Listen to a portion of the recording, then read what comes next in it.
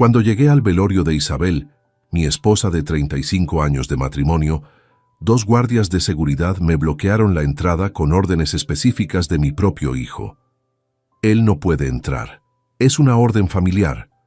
Toda la funeraria presenció cómo me expulsaron a la fuerza mientras yo gritaba su nombre desesperadamente. Esa noche hice una llamada telefónica de 1 hora que cambiaría para siempre la vida de David.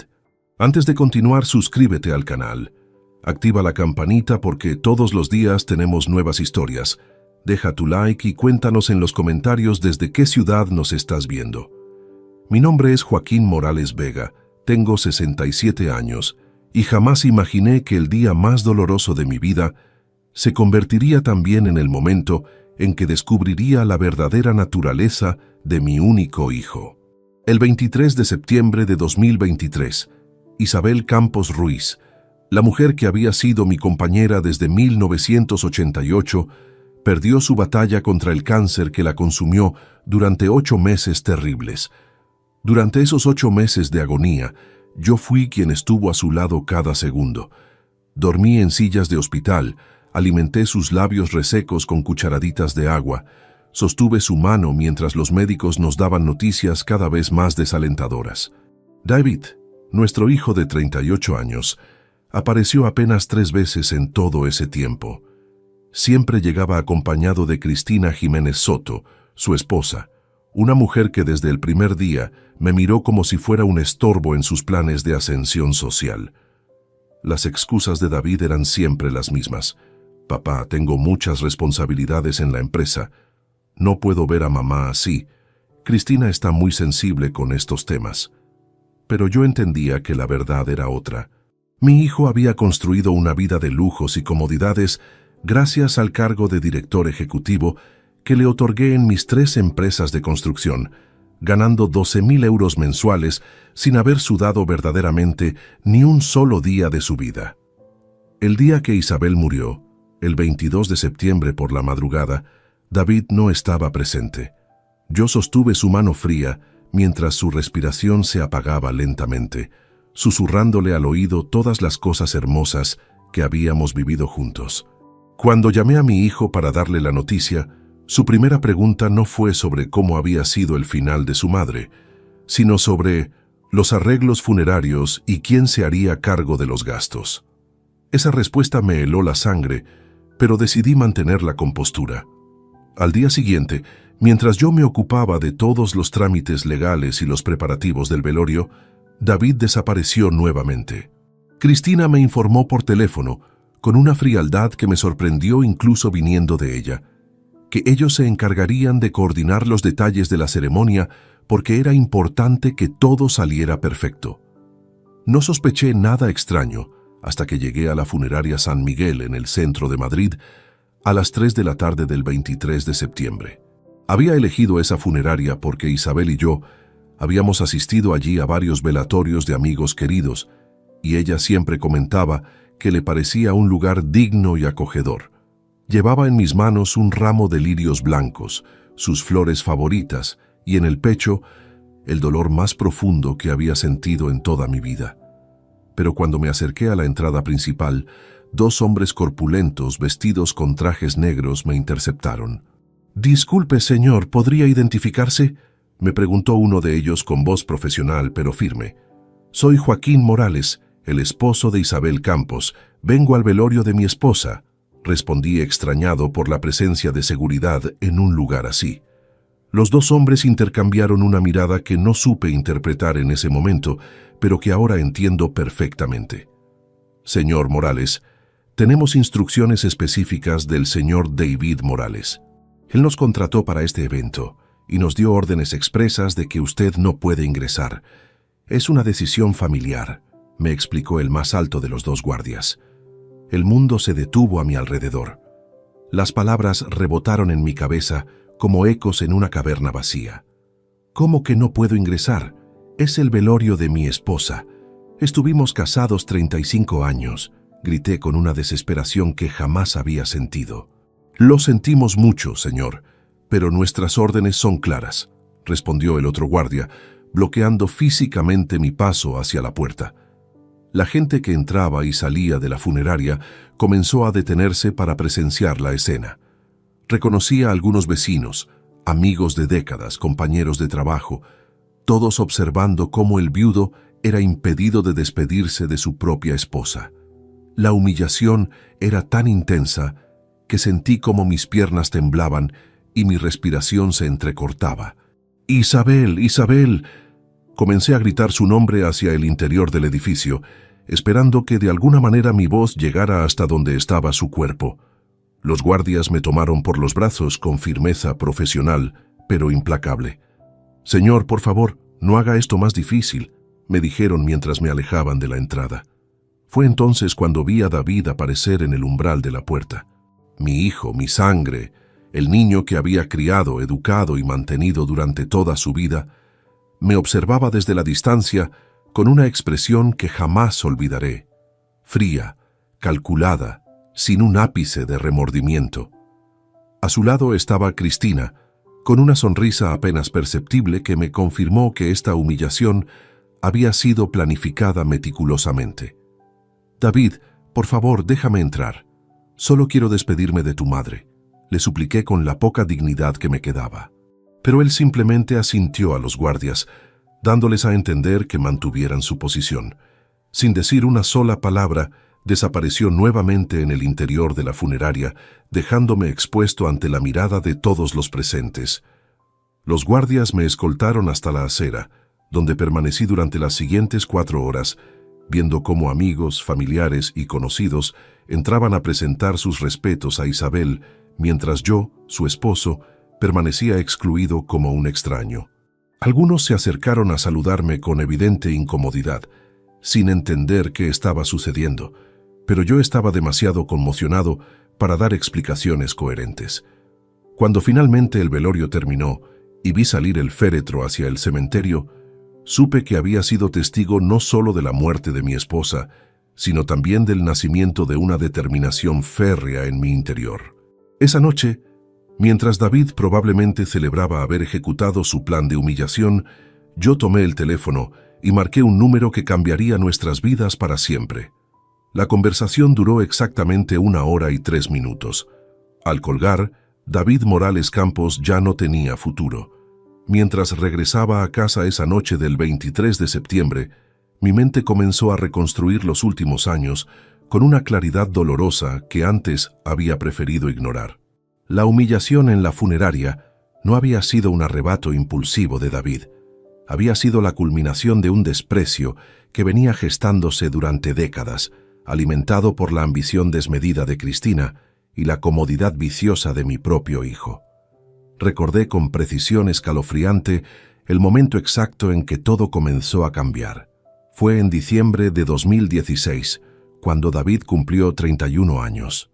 Ese día le anuncié que lo nombraría director ejecutivo de Construcciones Morales, la empresa principal de nuestro grupo familiar que yo había fundado en 1985, cuando él apenas tenía 1 año de edad. También le comuniqué que sería beneficiario directo de mi participación en Inmobiliaria Madrid Norte y Proyectos Urbanos Castilla, las otras 2 compañías que había construido ladrillo a ladrillo, contrato tras contrato. Isabel lloró de emoción esa noche. «Joaquín, nuestro hijo tendrá todo asegurado para el resto de su vida», me dijo mientras preparaba la cena de celebración. Yo creía estar haciendo lo correcto, garantizando el futuro de mi familia, honrando la tradición de padres que dejan un legado sólido a sus descendientes. Qué ingenuo fui al no reconocer las señales de alarma que ya estaban presentes. La primera manifestación evidente del cambio fue la actitud de David hacia el trabajo. Durante los primeros meses como director ejecutivo, llegaba a las oficinas después de las 11 de la mañana, delegaba absolutamente todas sus responsabilidades en los gerentes de área que yo había entrenado durante años y desaparecía regularmente para reuniones de negocios que consistían en comidas largas en restaurantes caros con Cristina. Roberto Silva Mendoza, nuestro contador de confianza desde hace 15 años, comenzó a mostrarme informes preocupantes sobre los gastos corporativos. David había aumentado exponencialmente los gastos de representación de la empresa, justificando comidas de 300 euros como inversiones en relaciones comerciales. Su sueldo mensual de 12.000 euros, que ya era generoso considerando su inexperiencia real, se complementaba con bonificaciones trimestrales que él mismo se había autorizado sin consultarme. Pero lo que realmente me inquietaba era la transformación de su personalidad.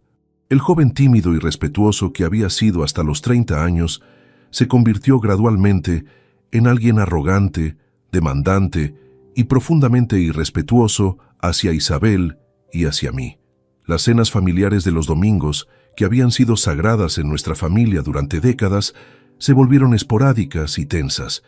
David llegaba tarde, respondía con monosílabos a nuestras preguntas sobre su vida y pasaba la mayor parte del tiempo revisando su teléfono móvil.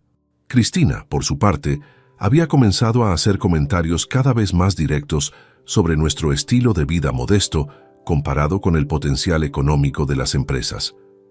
No entiendo por qué siguen viviendo en este apartamento tan pequeño cuando podrían comprarse una mansión en La Moraleja, decía con una sonrisa que no lograba ocultar su desprecio.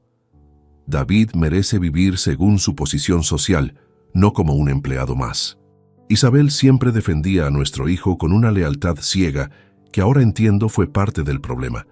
Joaquín, déjalo que se adapte a su nueva responsabilidad, me decía cuando yo expresaba mis preocupaciones. Es normal que un joven exitoso quiera disfrutar de los frutos de su trabajo. Pero David no trabajaba, simplemente cobraba un salario principesco por ocupar una oficina y firmar documentos que otros preparaban. La situación se deterioró dramáticamente cuando Isabel comenzó a enfermar a principios de 2023. Los primeros síntomas aparecieron en enero: fatiga constante, dolores abdominales persistentes, pérdida de apetito. Inicialmente pensamos que era estrés o algún problema digestivo menor, pero cuando los análisis de marzo revelaron la presencia de células cancerígenas en su páncreas, nuestro mundo se tambaleó. El oncólogo, el doctor Fernando Ruiz Navarro, fue brutalmente honesto durante la primera consulta. Señora Campos, su cáncer está en una etapa avanzada. Con tratamiento agresivo, podemos aspirar a controlar la enfermedad durante algunos meses, tal vez un año si tenemos suerte. Sin tratamiento le quedan entre 3 y 6 meses de vida. Isabel apretó mi mano con una fuerza sorprendente y me miró con esos ojos verdes que había amado durante casi 4 décadas. Lucharemos, Joaquín, juntos como siempre. Desde ese momento, mi vida se reorganizó completamente alrededor del cuidado de Isabel. Delegué la supervisión diaria de las empresas en mis gerentes de confianza, cancelé todos los proyectos no esenciales y me convertí en el cuidador de tiempo completo de mi esposa. Aprendí a administrar morfina, a preparar comidas blandas que pudiera tolerar su estómago debilitado, a interpretar cada gesto de dolor en su rostro para anticipar sus necesidades. David recibió la noticia del diagnóstico de su madre con una reacción que todavía me resulta incomprensible. En lugar de preguntar sobre el tratamiento, los pronósticos o cómo podía ayudar, su primera preocupación fue sobre cómo la enfermedad de Isabel afectaría la estabilidad operacional de las empresas. Papá, necesitamos mantener separados los asuntos personales de los profesionales, me dijo con una frialdad que me dejó helado. Durante los 8 meses siguientes, mientras yo vivía prácticamente en hospitales y clínicas, David continuó con su rutina de lujos y comodidades como si nada hubiera cambiado. Las 3 visitas que hizo a su madre enferma fueron protocolarias, breves y siempre acompañadas de Cristina, quien se comportaba como si estar en presencia de una persona con cáncer fuera una molestia personal. La segunda visita fue particularmente reveladora. Isabel había perdido ya 15 kilos. Su cabello había desaparecido completamente debido a la quimioterapia, y apenas podía mantenerse despierta durante más de 2 horas seguidas. David llegó al hospital vestido con un traje de 2.000 euros, llevando en la muñeca un Rolex que no reconocí y que probablemente costaba más que el sueldo anual de una enfermera. «Mamá, te ves mejor», mintió descaradamente mientras se mantenía a una distancia prudencial de la cama. Isabel sonrió débilmente y extendió su mano temblorosa hacia él. Pero David fingió no notarlo, ocupado revisando mensajes en su teléfono. «Papá, necesito hablar contigo sobre algunos contratos urgentes», me dijo después de apenas 10 minutos, como si la habitación de hospital fuera una sala de juntas. Cristina, mientras tanto, se había quedado en el pasillo, alegando que los olores del hospital la mareaban. Cuando salí a buscarla para que al menos saludara a Isabel, la encontré hablando por teléfono sobre planes para un fin de semana en Marbella. «Sí, amor, ya reservé el hotel de 5 estrellas. David necesita relajarse después de tanto estrés laboral», decía sin el menor rastro de vergüenza. La tercera y última visita ocurrió 2 semanas antes de que Isabel muriera, cuando ya era evidente que el final se acercaba rápidamente. Los médicos habían suspendido el tratamiento activo y habían comenzado los cuidados paliativos. Isabel dormía la mayor parte del día, despertando ocasionalmente para susurrar mi nombre o pedir agua. David llegó esa tarde con una actitud extrañamente urgente. En lugar de acercarse a la cama de su madre, me pidió que saliéramos al pasillo para una conversación privada e importante. «Papá, creo que es momento de que hablemos sobre el futuro», comenzó con una seriedad que no le había visto en años. «Mamá ya no va a recuperarse y necesitamos prepararnos para lo que viene después». Lo que siguió fue la conversación más desgarradora que había tenido en mi vida. David me explicó, con una meticulosidad que demostraba preparación previa, que había estado analizando la estructura patrimonial familiar con abogados especializados. Había identificado oportunidades de optimización fiscal que requerían reestructuraciones societarias inmediatas para maximizar la herencia y minimizar las cargas tributarias. En palabras simples, mi hijo había estado preparando la distribución de nuestros bienes mientras su madre agonizaba en una cama de hospital a pocos metros de distancia. Había calculado el valor de las 3 empresas, nuestros ahorros, las propiedades, incluso el seguro de vida de Isabel, y había desarrollado un plan detallado para modernizar la administración familiar bajo su liderazgo exclusivo. Esa noche, cuando regresé a casa después de pasar el día entero en el hospital, me senté en el salón que Isabel había decorado con tanto amor y comprendí finalmente la magnitud de mi error. Al entregar a David una posición de poder sin que hubiera demostrado merecerla, había creado un monstruo de ambición y egoísmo. Al protegerlo de las consecuencias de sus actos durante décadas, había permitido que desarrollara una mentalidad de privilegio que lo había deshumanizado completamente. Pero esa noche del 23 de septiembre, después de la humillación más profunda de mi vida, decidí que había llegado el momento de corregir 38 años de errores paternales. La llamada telefónica que haría cambiaría todo para siempre. Eran las 11:47 de la noche cuando marqué el número de Miguel Ortega Delgado. Mi abogado de confianza durante los últimos 22 años respondió al tercer timbre, a pesar de lo avanzado de la hora. «Joaquín, lamento mucho lo de Isabel. Recibí tu mensaje esta mañana, pero no quise molestarte en un momento tan doloroso», dijo con esa voz grave que siempre me había transmitido seguridad en los momentos más complicados. «Miguel, necesito que esta conversación quede entre nosotros y que actúes con absoluta urgencia», le respondí con una determinación que sorprendió incluso a mí mismo. «Lo que voy a pedirte cambiará completamente la situación familiar, y una vez que demos el primer paso, no habrá posibilidad de retroceder. Escucho atentamente, Joaquín. Sabes que puedes contar con mi discreción absoluta», me confirmó mientras yo respiraba profundamente para organizar mis ideas. Lo que estaba a punto de hacer requería precisión quirúrgica en cada detalle legal, timing perfecto en la ejecución y sobre todo la frialdad emocional que nunca creí poseer hasta esa noche.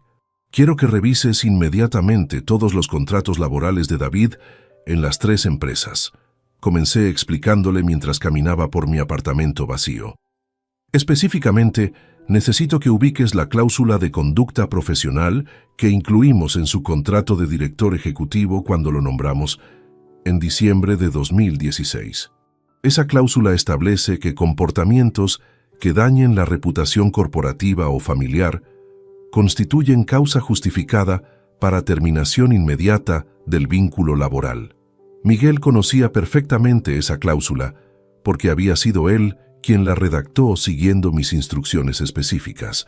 Joaquín, esa cláusula es absolutamente válida y ejecutable, me confirmó después de varios minutos revisando los documentos digitalmente. ¿Qué situación específica constituiría la violación contractual?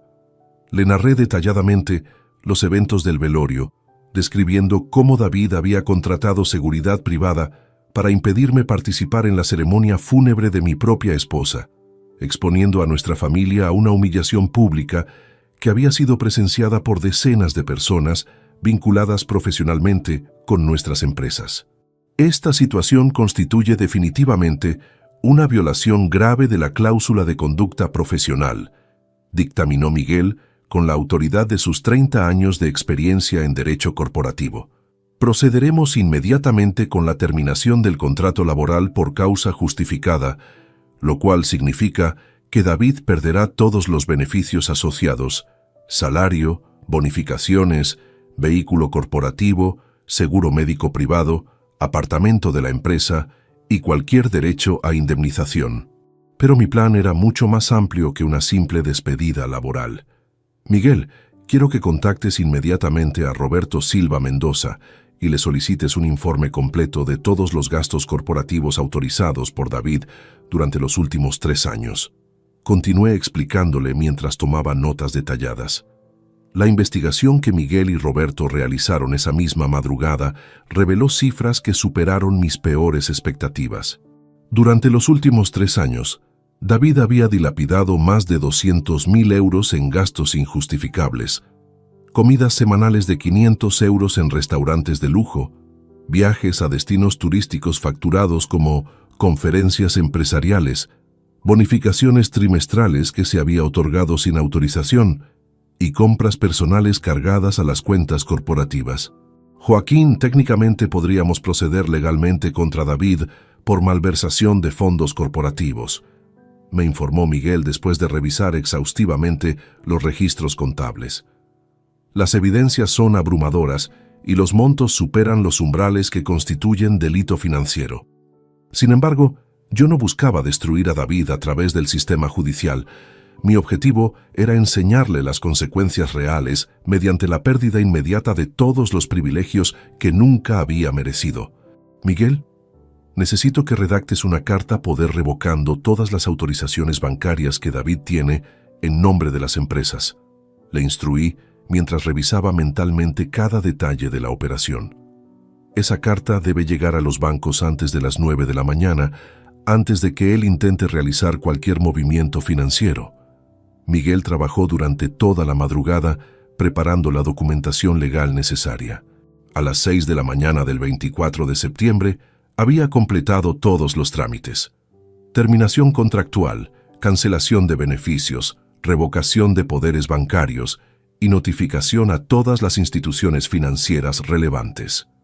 Pero el golpe más devastador estaba aún por venir.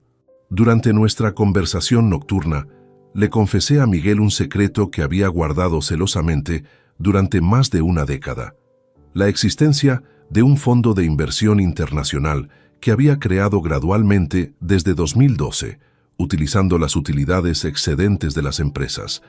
Miguel, ese fondo suma actualmente 2.400.000 euros, le revelé mientras sentía cómo las palabras liberaban una carga emocional enorme. David jamás supo de su existencia, porque siempre creyó que los únicos activos familiares eran las empresas operativas y nuestros ahorros domésticos.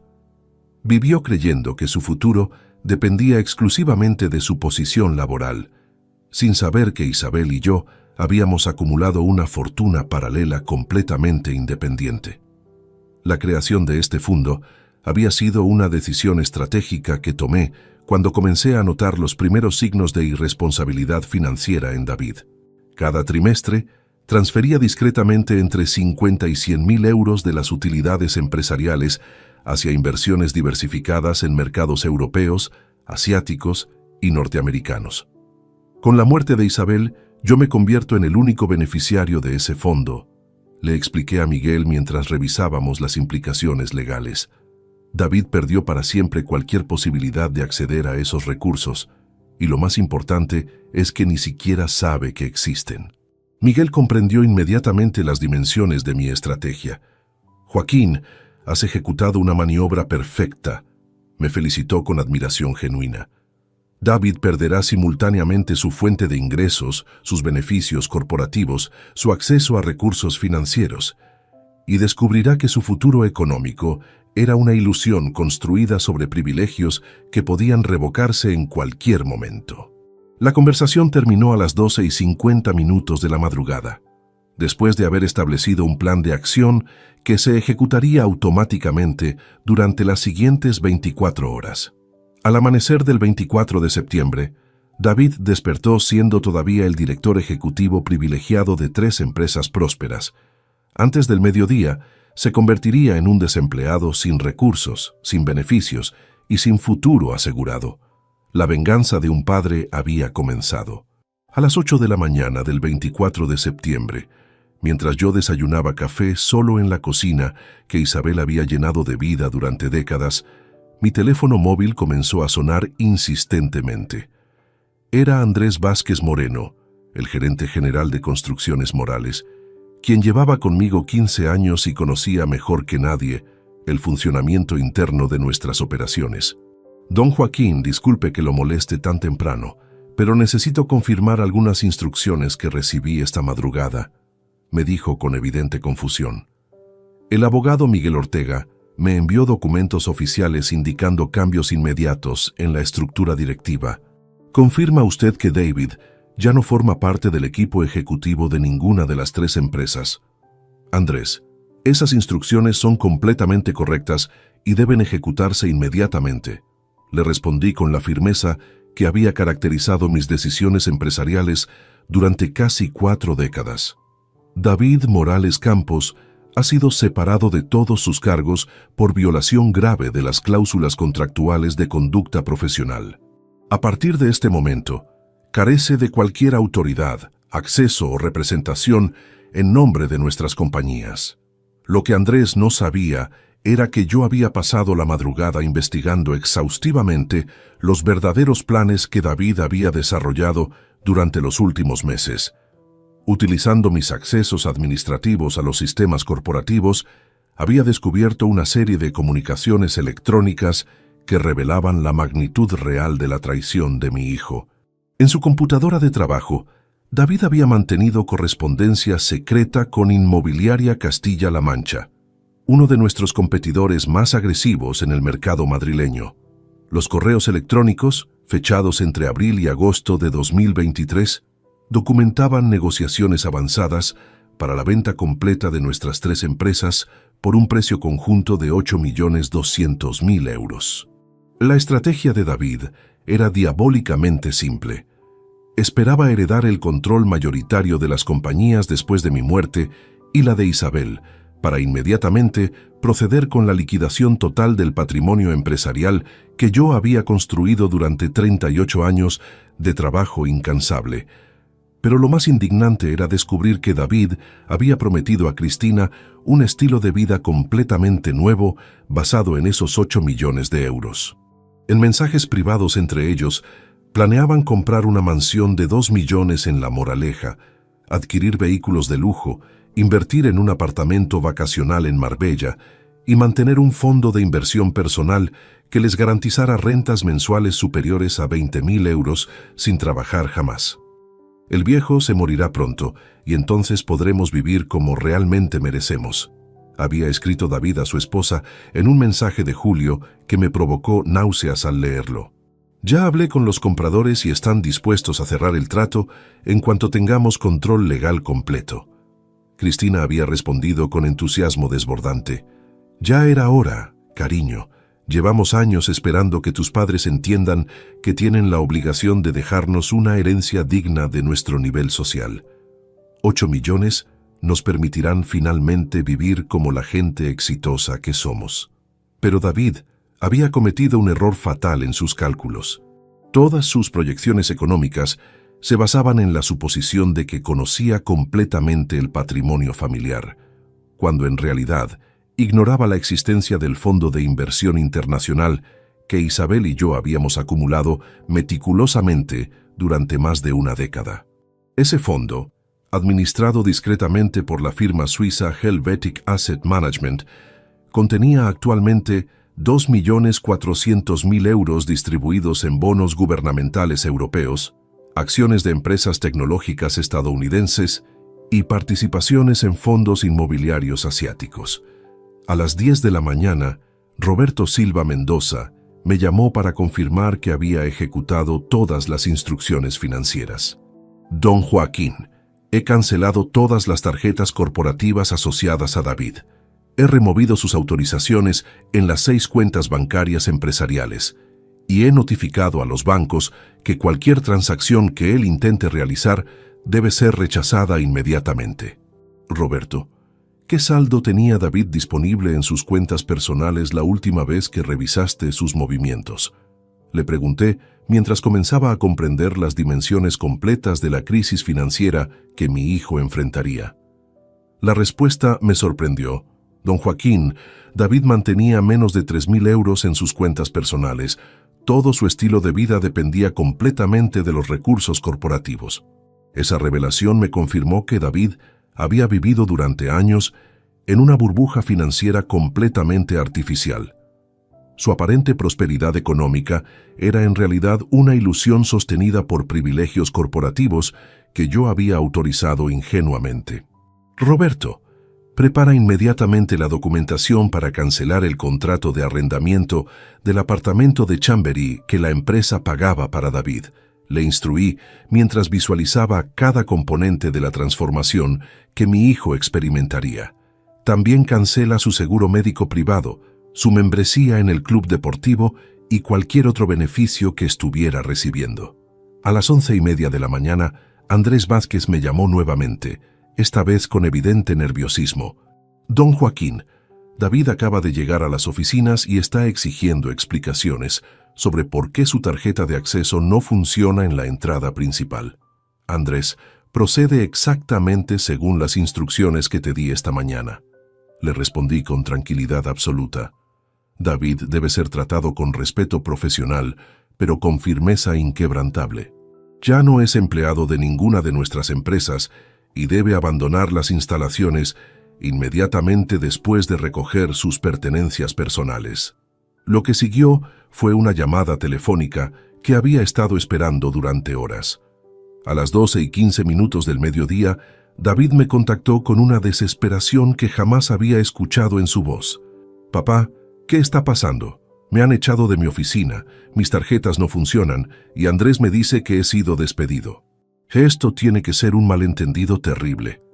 «David, no hay ningún malentendido», le respondí con la misma frialdad que él había demostrado cuando ordenó mi expulsión del velorio de Isabel. «Tu comportamiento de ayer en la funeraria constituye una violación grave de las cláusulas de conducta profesional de tu contrato. Has sido separado definitivamente de todos tus cargos por causa justificada, lo cual significa que no tienes derecho a indemnización ni a ningún beneficio adicional». El silencio que siguió duró varios segundos interminables. Cuando David finalmente habló, su voz había cambiado completamente. «Papá, podemos hablar de esto. Fue un momento de mucha tensión emocional, pero podemos solucionarlo como familia.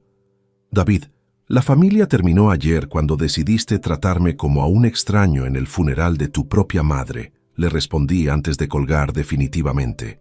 La guerra había comenzado oficialmente, y David acababa de descubrir que había subestimado completamente a su oponente. Durante los días siguientes al despido de David, decidí implementar la fase más estratégica de mi plan: convertir su humillación pública en mi velorio en una herramienta para destruir completamente su reputación profesional en todo el sector de la construcción madrileña. Lo que mi hijo no comprendía era que durante 40 años de carrera empresarial yo había cultivado una red de contactos que abarcaba desde pequeños contratistas hasta los directivos de las corporaciones más influyentes de España. El lunes 27 de septiembre, 3 días después del funeral, comencé una serie de llamadas telefónicas cuidadosamente planificadas. Mi primera conversación fue con Eduardo Santamaría Herrera, presidente de la Asociación Madrileña de Empresas Constructoras, una organización que agrupa a más del 80% de las compañías del sector en la Comunidad de Madrid. Eduardo, necesito compartir contigo una situación muy delicada que afecta directamente a la reputación de nuestro sector. Le expliqué después de los saludos protocolarios y sus condolencias por la muerte de Isabel. Durante el funeral de mi esposa, mi propio hijo contrató seguridad privada para impedirme participar en la ceremonia, creando un escándalo público que fue presenciado por docenas de profesionales de nuestro ámbito laboral. Eduardo conocía perfectamente la importancia de mantener la imagen de respetabilidad en una industria donde la confianza personal y los vínculos familiares sólidos eran fundamentales para conseguir contratos importantes. Joaquín, eso es completamente inaceptable, me respondió con genuina indignación. Un hombre que es capaz de humillar a su propio padre en el momento más doloroso de su vida carece absolutamente de los valores éticos necesarios para representar a nuestro sector profesional. Eduardo, David ha estado buscando oportunidades laborales en otras empresas constructoras después de que decidí separarlo definitivamente de nuestras compañías. Continué explicándole mientras tomaba notas detalladas de su reacción. Considero mi responsabilidad moral informar a nuestros colegas sobre el tipo de persona con quien estarían tratando si decidieran contratarlo. La conversación duró más de 40 minutos, durante los cuales Eduardo me aseguró que comunicaría discretamente la situación a todos los miembros de la asociación. Joaquín, puedes estar tranquilo de que ninguna empresa seria del sector considerará emplear a David después de conocer estos detalles. Me garantizó con la autoridad de quien llevaba 12 años presidiendo la organización gremial más importante de Madrid. Mi segunda llamada estratégica fue para Carmen Delgado Ruiz, directora general de Desarrollos Inmobiliarios del Mediterráneo, la empresa que había mostrado mayor interés en adquirir nuestras compañías según las comunicaciones secretas que había interceptado en el ordenador de David. Esta conversación requería un enfoque completamente diferente, porque necesitaba neutralizar los planes de venta sin revelar que conocía las negociaciones clandestinas. Carmen, he estado reflexionando sobre el futuro de mis empresas después de la muerte de Isabel. Le comenté con aparente casualidad durante una conversación que sí creía rutinaria de condolencias profesionales. Inicialmente, había considerado la posibilidad de vender las compañías para retirarme definitivamente, pero los eventos recientes me han hecho reconsiderar completamente esa opción. La sorpresa en su voz fue evidente, aunque intentó disimularla profesionalmente. Joaquín, entiendo perfectamente que este sea un momento muy difícil para tomar decisiones empresariales importantes, me respondió mientras yo sonreía satisfecho por haber confirmado sus expectativas previas sobre una posible transacción. Carmen, he decidido que la mejor manera de honrar la memoria de Isabel es continuar desarrollando las empresas que construimos juntos durante tantos años, le expliqué con la determinación de quien había encontrado un propósito renovado. Voy a modernizar completamente nuestras operaciones, expandir hacia nuevos mercados y asegurarme de que nuestro legado perdure durante las próximas décadas. Esa conversación eliminó definitivamente cualquier posibilidad de que David pudiera ejecutar sus planes de venta, incluso si hubiera logrado heredar control sobre las empresas. Los compradores potenciales ya sabían que yo no tenía intención de retirarme ni de transferir la propiedad de las compañías en el futuro previsible. Pero mi golpe más devastador estaba reservado para Cristina.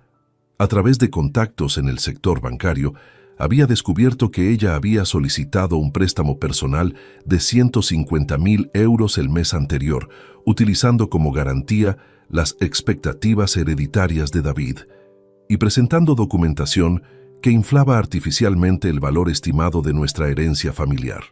El miércoles 29 de septiembre, contacté directamente con Blanca Navarro Sánchez, la directora de la sucursal del Banco Santander, donde Cristina había tramitado esa solicitud crediticia. Blanca, necesito informarte sobre una situación que puede implicar fraude documental en una operación reciente. Le comuniqué después de identificarme como el propietario real de los activos que Cristina había usado como respaldo financiero. Señor Morales, revisaré inmediatamente el expediente que menciona. Me respondió con la seriedad que caracteriza a los ejecutivos bancarios cuando detectan posibles irregularidades. Durante los siguientes 20 minutos, le expliqué detalladamente cómo Cristina había presentado valoraciones falsificadas de nuestro patrimonio empresarial y había omitido información crucial sobre la situación legal real de David dentro de las compañías. Señor Morales, procederemos inmediatamente a congelar esa línea crediticia y a iniciar una investigación interna sobre la veracidad de la documentación presentada, me confirmó Blanca, después de revisar digitalmente todos los documentos del expediente. Si confirmamos irregularidades en la información suministrada, la señora Jiménez enfrentará consecuencias legales graves y quedará marcada permanentemente en nuestros sistemas de riesgo crediticio. Esa misma tarde, Cristina recibió una llamada del banco informándole que su préstamo había sido cancelado inmediatamente y que debía presentarse en las oficinas centrales para aclarar las discrepancias detectadas en su solicitud. El pánico que experimentó fue tal que contactó desesperadamente a David, quien ya no tenía recursos ni influencia para ayudarla a resolver el problema. El jueves 30 de septiembre, exactamente una semana después del funeral, recibí una llamada de Fernando Jiménez Morales, el padre de Cristina, quien trabajaba como supervisor en una fábrica textil de las afueras de Madrid. Señor Morales, le pido disculpas por molestarle en un momento tan doloroso, pero necesito hablar con usted sobre la situación de mi hija y David, me dijo con evidente incomodidad. Fernando era un hombre trabajador y honesto que nunca había aprobado completamente el estilo de vida ostentoso que su hija había adoptado después de casarse con David. Señor Morales, Cristina me ha contado que David perdió su trabajo y que están teniendo dificultades financieras graves. Me explicó con la humildad de quien comprende las jerarquías sociales. Mi esposa y yo queremos ofrecerles que se muden temporalmente a nuestra casa en Vallecas hasta que puedan estabilizar su situación. La ironía de la situación era perfecta. Cristina, que había despreciado durante años el nivel social modesto de mis padres y el mío, ahora se veía obligada a mudarse con sus propios padres a un barrio obrero, en un apartamento de 60 metros cuadrados que compartirían con 4 personas. El contraste con el apartamento de 120 metros cuadrados en Chamberí que la empresa había pagado para ellos era humillante y definitivo. Fernando, lamento sinceramente que su familia esté atravesando esta situación difícil, le respondí con genuina cortesía hacia un hombre que no tenía culpa alguna de los errores de su hija. Espero que David encuentre pronto un empleo que le permita mantener adecuadamente a su esposa y reconstruir su vida profesional, pero ambos sabíamos que esa posibilidad era prácticamente inexistente. Durante esa misma semana, David había visitado 11 empresas constructoras importantes de Madrid, y en todas había recibido respuestas evasivas o rechazos directos. La red de contactos que yo había activado funcionaba con la eficiencia de una máquina perfectamente sincronizada. El viernes 1 de octubre, 8 días después del funeral, David hizo su último intento desesperado de reconciliación. Apareció sin aviso en el apartamento donde yo había vivido con Isabel durante 23 años, tocando insistentemente el timbre hasta que decidí atender la puerta. Su apariencia había cambiado dramáticamente. Llevaba la misma ropa de 3 días atrás. Había perdido peso visiblemente, y sus ojos mostraban una desesperación que jamás había visto en él. «Papá, por favor, necesitamos hablar», me suplicó con una humildad que contrastaba brutalmente con la arrogancia que había demostrado durante años. «Sé que cometí un error terrible en el funeral, pero somos familia. Tiene que haber una manera de solucionar esto. David, el tiempo para las conversaciones familiares terminó cuando decidiste convertir el funeral de tu madre en una demostración pública de desprecio hacia mí», le respondí manteniendo la puerta entreabierta, sin invitarlo a entrar. «Las consecuencias de tus decisiones apenas están comenzando. Papá, no tengo trabajo, no tengo dinero, Cristina está desesperada y sus padres nos han dicho que solo podemos quedarnos en su casa durante 2 meses. Me explicó con lágrimas genuinas corriendo por sus mejillas. Te prometo que si me das otra oportunidad trabajaré más duro que nunca y te demostraré que puedo cambiar. Durante unos segundos sentí una punzada de compasión paternal hacia el hombre desesperado que tenía frente a mí. Pero luego recordé la frialdad con la que había planeado vender las empresas que Isabel y yo habíamos construido, la crueldad con la que me había tratado durante los meses de enfermedad de su madre y la humillación deliberada que había orquestado en su funeral. David, algunas decisiones tienen consecuencias irreversibles, le dije antes de cerrar la puerta definitivamente. Es hora de que aprendas a vivir sin los privilegios que nunca mereciste. Esa noche, mientras cenaba solo en la cocina donde Isabel había preparado miles de comidas familiares, supe que había cruzado un punto de no retorno. Mi hijo tendría que reconstruir su vida completamente desde cero, sin mi ayuda, sin mis contactos y sin acceso al patrimonio que había dado por garantizado durante toda su existencia. La lección apenas estaba comenzando. Durante las primeras 2 semanas de octubre de 2023, establecí un sistema de monitoreo discreto para observar cómo David y Cristina se adaptaban a su nueva realidad. A través de Luis Hernández Castro, un investigador privado que había utilizado en el pasado para verificar antecedentes de empleados potenciales, pude documentar cada aspecto de la caída social y económica que ambos experimentaron. El informe de Luis del 5 de octubre reveló detalles que superaron mis expectativas más optimistas. David y Cristina se habían mudado efectivamente al apartamento de los padres de ella en Vallecas, un barrio trabajador ubicado a más de 1 hora en transporte público del centro de Madrid, donde habían vivido anteriormente. El contraste era devastador.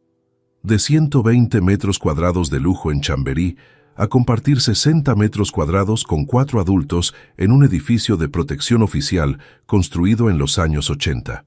Don Joaquín, la señora Cristina ha tenido varios episodios de crisis nerviosas durante la primera semana, me informó Luis con la precisión profesional que caracterizaba sus investigaciones.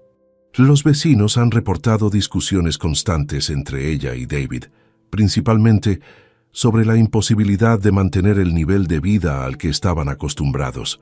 Aparentemente, ella responsabiliza completamente a David por la pérdida de sus privilegios sociales y económicos. La información más reveladora concernía a los intentos desesperados de David por conseguir empleo en el sector construcción. Durante esas 2 semanas, había visitado 23 empresas diferentes, desde grandes corporaciones hasta pequeñas contratas familiares. En todas había recibido respuestas idénticas. Actualmente no tenemos posiciones disponibles, o le contactaremos si surge algo apropiado para su perfil. Luis había logrado grabar discretamente una de estas entrevistas laborales, donde David había intentado presentarse ante Construcciones Ramírez como un ejecutivo experimentado con amplia trayectoria en gestión empresarial. El propietario, Manuel Ramírez Vega, le había respondido con una franqueza brutal. Señor Morales, su reputación en el sector está completamente destruida. Todo el mundo sabe lo que le hizo a su padre en el funeral de su madre. Ninguna empresa seria va a contratar a alguien capaz de esa crueldad familiar. Pero mi satisfacción mayor llegó cuando Luis me informó sobre la reacción de Cristina ante la realidad de vivir con una familia trabajadora normal. Don Joaquín, la señora ha expresado abiertamente su disgusto por tener que compartir baño con sus suegros, comer comida casera preparada por la madre de David y utilizar transporte público para desplazarse. Me detalló mientras yo sonreía, recordando sus comentarios despectivos sobre nuestro estilo de vida modesto. El 15 de octubre recibí una llamada inesperada de María José Jiménez Morales, la madre de Cristina, una mujer de 58 años que trabajaba como cajera en un supermercado local. Su voz reflejaba una mezcla de vergüenza y desesperación que me conmovió genuinamente, porque reconocía en ella la dignidad de las personas trabajadoras honradas. Señor Morales, Sé que no tengo derecho a molestarle después de todo lo que ha pasado, pero necesito pedirle un favor personal, me dijo con la humildad de quien comprende que está solicitando algo que no merece. Mi hija Cristina está destruyendo la paz de nuestro hogar. Llora constantemente, se niega a buscar trabajo y trata a mi esposo y a mí como si fuéramos sirvientes. No podemos mantener esta situación mucho más tiempo. María José me explicó que Cristina había rechazado sistemáticamente todas las ofertas de empleo que le habían conseguido. Cajera en una tienda de ropa, recepcionista en una clínica dental, vendedora en una perfumería. Su respuesta era siempre la misma. Yo no estoy preparada para trabajos de clase baja. David tiene que solucionar esto y conseguirme la vida que merezco. Señor Morales, mi hija siempre fue caprichosa, pero estos años de vida lujosa la han convertido en una persona irreconocible, continuó María José, con una tristeza maternal que me recordó dolorosamente mis propias reflexiones sobre David. Está convencida de que usted va a perdonar a David eventualmente y que todo volverá a ser como antes. No entiende que las acciones tienen consecuencias definitivas. María José, lamento profundamente que su familia esté atravesando esta situación. Le respondí con sinceridad genuina, pero no puedo ofrecer ninguna esperanza de reconciliación. David tomó decisiones que han roto irreparablemente nuestros vínculos familiares. Cristina tendrá que adaptarse a una realidad donde no existe la posibilidad de recuperar los privilegios que perdió. Esa conversación me confirmó que mi estrategia había funcionado perfectamente. Cristina, la verdadera instigadora intelectual detrás de la ambición desmedida de David, estaba experimentando un colapso psicológico completo al enfrentar la imposibilidad de mantener su estatus social artificial. El 20 de octubre, Luis me proporcionó el informe más satisfactorio de todos. David había conseguido finalmente un empleo como vendedor de materiales de construcción en Almacenes Martínez, una empresa mediana especializada en suministros para obras pequeñas y reformas domésticas. Su salario mensual sería de 1.200 euros, exactamente 10 veces menos que los 12.000 euros que había estado ganando como director ejecutivo de nuestras empresas. Don Joaquín, el primer día de trabajo de David fue traumático, me relató Luis con evidente diversión profesional. Llegó usando uno de sus trajes de 2.000 euros, pero el supervisor le explicó que debía usar ropa de trabajo normal porque pasaría la mayor parte del tiempo en el almacén, cargando materiales y atendiendo a albañiles y contratistas pequeños. La ironía era perfecta. David, que durante años había evitado cualquier trabajo físico real, ahora se veía obligado a cargar sacos de cemento, mover tablones de madera y tratar deferentemente con los mismos profesionales que antes consideraba socialmente inferiores. Su jefe inmediato era Tomás Ruiz Serrano, un hombre de 45 años que había comenzado como peón de albañil y había ascendido por mérito propio hasta convertirse en supervisor de ventas. El señor Tomás no mostró ninguna consideración especial hacia David por su apellido o su formación universitaria, continuó Luis documentando cada detalle humillante. Le asignó las tareas más básicas: inventario de materiales, limpieza del almacén y atención telefónica a clientes que solicitan presupuestos para obras menores. David debe ganarse el respeto de sus compañeros día a día, igual que cualquier empleado nuevo sin experiencia práctica. Pero el golpe más devastador para el orgullo de David llegó cuando Luis me informó sobre su primer encuentro laboral con antiguos contactos profesionales. Don Joaquín, ayer David atendió a un cliente que resultó ser José Antonio Serrano, el gerente de construcciones Valle Norte, me relató con satisfacción evidente. El señor Serrano reconoció inmediatamente a David y le preguntó con sorpresa qué estaba haciendo trabajando en un almacén de materiales. La respuesta de David había sido patética. Intentó explicar que estaba explorando diferentes aspectos del negocio de la construcción desde perspectivas operativas y que su trabajo en Almacenes Martínez era una experiencia temporal de enriquecimiento profesional. José Antonio había sonreído con condescendencia y le había encargado la entrega de 5 sacos de yeso para una obra menor, tratándolo exactamente como lo que ahora era: un empleado subalterno de una empresa de suministros. El 25 de octubre, exactamente un mes después del funeral de Isabel, recibí una llamada desesperada de Cristina. Era la primera vez que intentaba contactarme directamente desde el día de la humillación en la funeraria, y su voz mostraba un quiebre emocional que indicaba que había llegado al límite de su resistencia psicológica. «Señor Morales, por favor, necesito suplicarle que reconsidere su posición con respecto a David», comenzó con una humildad fingida que no lograba ocultar su desesperación subyacente. «Entiendo que David cometió un error terrible, pero el castigo que está recibiendo es desproporcionado. Estamos viviendo en condiciones indignas para personas de nuestro nivel educativo y social».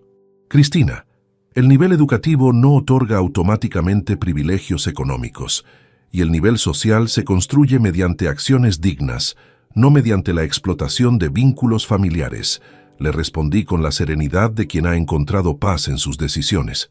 «Señor Morales, David está trabajando 12 horas diarias cargando materiales de construcción por 1.200 euros al mes», continuó quejándose, como si esa situación fuera una injusticia cósmica. «Yo no puedo vivir así.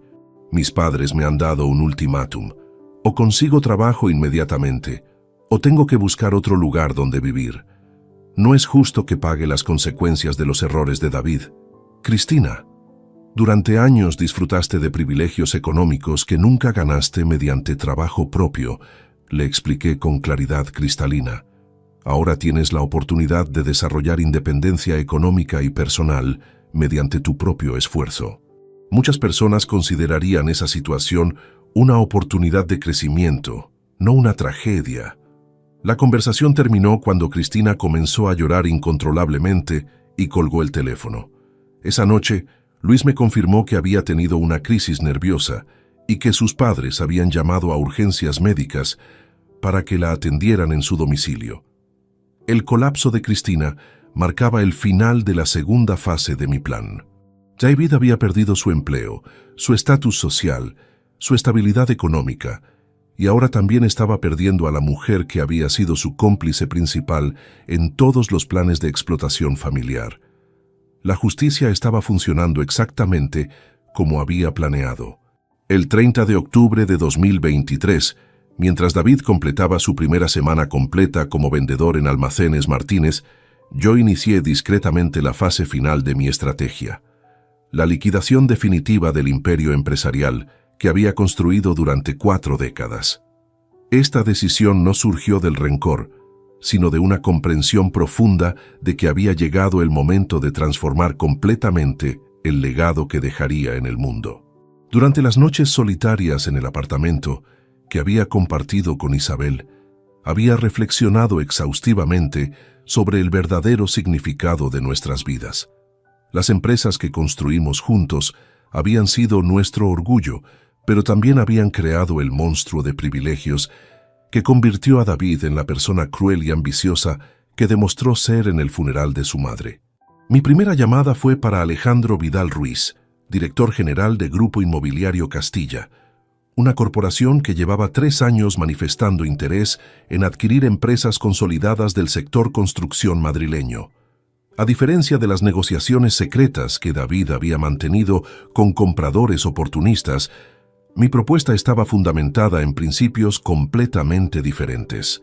«Alejandro, estoy considerando seriamente la posibilidad de transferir mis 3 empresas, pero bajo condiciones muy específicas que garanticen la estabilidad laboral de todos nuestros empleados», le expliqué durante una reunión en su oficina de la Torre Picasso. «No busco maximizar el precio de venta, sino encontrar compradores comprometidos con mantener nuestra cultura empresarial y nuestros estándares de calidad». Alejandro había conocido mi reputación durante décadas y comprendió inmediatamente que esta oportunidad era excepcional. «Joaquín, Grupo Castilla está completamente comprometido con preservar los equipos humanos de las empresas que adquirimos», me aseguró con la seriedad de un ejecutivo que valoraba genuinamente la estabilidad laboral. «Nuestro interés principal es incorporar profesionales experimentados y proyectos consolidados, no reestructurar organizaciones exitosas». Las negociaciones avanzaron con una fluidez que contrastaba dramáticamente con las maniobras clandestinas que David había intentado realizar. En lugar de los 8.200.000 euros que mi hijo había negociado secretamente con compradores especulativos, Alejandro me ofreció 9.500.000 euros con garantías contractuales explícitas de mantener empleados, sucursales y proyectos vigentes durante un mínimo de 5 años. Pero mi decisión más transformadora concernía al destino de esos recursos. Durante las conversaciones con Miguel Ortega sobre la estructuración legal de la operación, le revelé un plan que había estado desarrollando desde la muerte de Isabel: la creación de la Fundación Benéfica Isabel Campos, una organización dedicada exclusivamente a proporcionar vivienda digna para familias trabajadoras de bajos recursos. Miguel, quiero que los 9.500.000 de la venta, más los 2.400.000 del fondo de inversión suizo, se conviertan en el capital fundacional de esta organización, le expliqué mientras revisábamos los estatutos preliminares que él había preparado siguiendo mis instrucciones. La fundación construirá conjuntos habitacionales de calidad para familias que no pueden acceder a vivienda propia a través del mercado inmobiliario tradicional. La ironía de esta decisión era perfecta. El dinero que David había planeado utilizar para comprarse una mansión en La Moraleja y mantener un estilo de vida parasitario se convertiría en hogares dignos para decenas de familias humildes que valorarían genuinamente la oportunidad de tener una casa propia.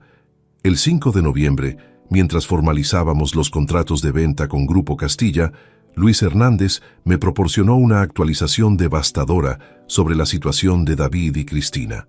Don Joaquín, la señora Cristina abandonó definitivamente el domicilio de sus padres hace 3 días. Me informó con la precisión que caracterizaba sus reportes.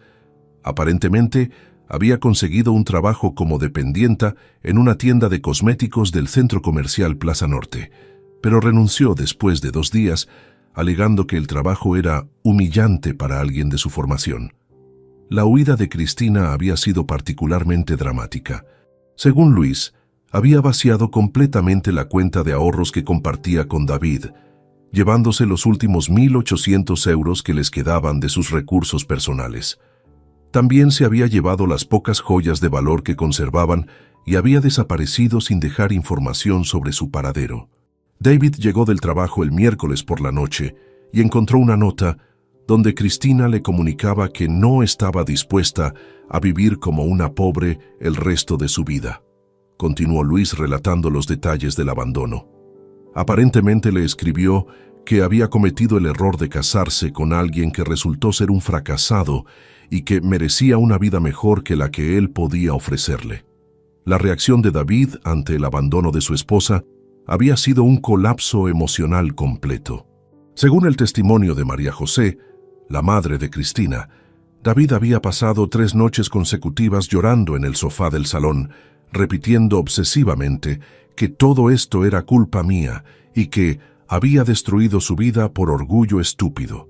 Don Joaquín, David ha intentado contactar a Cristina a través de todos sus conocidos comunes, pero ella ha bloqueado completamente cualquier comunicación, me detalló Luis mientras yo reflexionaba sobre las dimensiones psicológicas del castigo que mi hijo estaba experimentando. Los padres de Cristina le han comunicado que pueden permitirle quedarse en su casa hasta final de año, pero que después tendrá que buscar alojamiento independiente. El 15 de noviembre, exactamente 2 meses después del funeral de Isabel, firmé definitivamente los contratos de transferencia de las 3 empresas a Grupo Castilla. La ceremonia se realizó en el despacho de Miguel Ortega, con la presencia de Alejandro Vidal y los representantes legales de ambas partes. Cuando estampé mi firma en el último documento, supe que había cerrado para siempre un capítulo de mi vida que había durado 4 décadas. Joaquín, ha sido un honor trabajar con usted durante todos estos años, me dijo Alejandro, mientras nos dábamos la mano para sellar definitivamente la operación. Espero que la Fundación Isabel Campos se convierta en un modelo de responsabilidad social empresarial en Madrid. Esa misma tarde, convoqué una reunión con todos los empleados de las 3 empresas para comunicarles personalmente los cambios. Andrés Vázquez, Roberto Silva, y los otros gerentes que habían trabajado lealmente conmigo durante años se mostraron inicialmente preocupados por sus futuros laborales, pero se tranquilizaron completamente cuando les expliqué las garantías contractuales que había negociado. Compañeros, esta transición garantiza la estabilidad de todos sus empleos y la continuidad de nuestros proyectos. Les expliqué en el salón de reuniones de Construcciones Morales, donde habíamos celebrado tantas juntas exitosas. Grupo Castilla ha demostrado durante décadas su compromiso con mantener los equipos humanos de las empresas que adquieren. Ustedes continuarán desarrollando el excelente trabajo que siempre han realizado. La pregunta inevitable llegó de parte de Carlos Mendoza, nuestro ingeniero jefe. Don Joaquín, ¿qué pasará con David? ¿Formará parte del equipo directivo bajo la nueva administración? El silencio incómodo que siguió me permitió responder con una claridad que eliminó cualquier especulación futura. David ya no forma parte de nuestro grupo empresarial ni formará parte de las operaciones futuras bajo ninguna circunstancia, declaré con la firmeza de una decisión definitiva. Su separación de nuestras compañías fue permanente e irreversible. Esa noche, mientras cenaba solo en el restaurante donde Isabel y yo habíamos celebrado nuestros aniversarios de boda durante más de 2 décadas, reflexioné sobre la magnitud de la transformación que había logrado ejecutar en menos de 2 meses. David había perdido su empleo ejecutivo, su estatus social, su estabilidad económica, su esposa, y ahora también cualquier posibilidad futura de recuperar vínculos con el imperio empresarial que había dado por garantizado. Pero lo más importante era que había perdido para siempre el acceso al patrimonio real de la familia. Los casi 12 millones de euros que ahora formarían el capital de la Fundación Isabel Campos se convertirían en viviendas dignas para familias trabajadoras, no en lujos para parásitos sociales. El 20 de noviembre recibí la llamada que había estado esperando durante semanas. David, con una voz quebrada por la desesperación, me contactó desde una cabina telefónica porque ya no podía pagar las facturas de su teléfono móvil. «Papá, Cristina me abandonó, voy a perder el lugar donde vivo y no tengo dinero suficiente para alquilar ni siquiera una habitación», me suplicó con la humildad de quien finalmente comprende la gravedad de su situación. «He perdido todo por un momento de orgullo estúpido. Por favor, dame una última oportunidad de demostrar que he aprendido la lección». David, las lecciones más importantes de la vida se aprenden viviendo las consecuencias completas de nuestras decisiones. Le respondí con la serenidad de quien ha encontrado paz en la justicia. Tu aprendizaje apenas está comenzando. Cuando colgué el teléfono, supe que mi hijo tendría que reconstruir su existencia completa desde la base, sin privilegios, sin ayuda externa y sin la red de seguridad familiar que había dado por garantizada durante 38 años. La verdadera educación de David Morales Campos había comenzado finalmente. El 25 de noviembre de 2023, 2 meses después del funeral de Isabel, me presenté en las oficinas del Ayuntamiento de Madrid para formalizar la constitución oficial de la Fundación Benéfica Isabel Campos. La ceremonia fue presidida por la concejala de Asuntos Sociales, Carmen Beltrán Herrera, quien se mostró impresionada por la magnitud del capital fundacional que estaba aportando.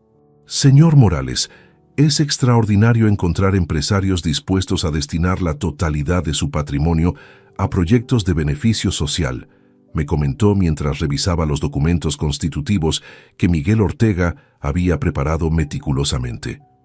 La fundación que está creando tendrá impacto directo en la vida de cientos de familias madrileñas durante las próximas décadas.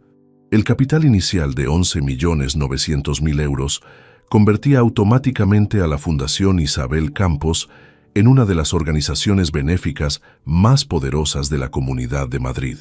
Mi satisfacción principal no provenía del reconocimiento institucional, sino de la certeza de que Isabel habría aprobado completamente esta decisión de transformar nuestro legado empresarial en esperanza concreta para personas trabajadoras necesitadas.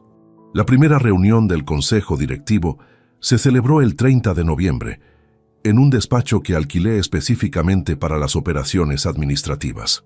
Integré al Consejo a 3 personas cuya integridad moral garantizaría que los recursos se utilizaran eficientemente. El padre Antonio Serrano Vázquez, párroco que llevaba 20 años trabajando con familias necesitadas. La arquitecta Elena Ruiz Delgado, especialista en vivienda social. Y el economista Francisco Navarro Jiménez, experto en gestión de organizaciones benéficas.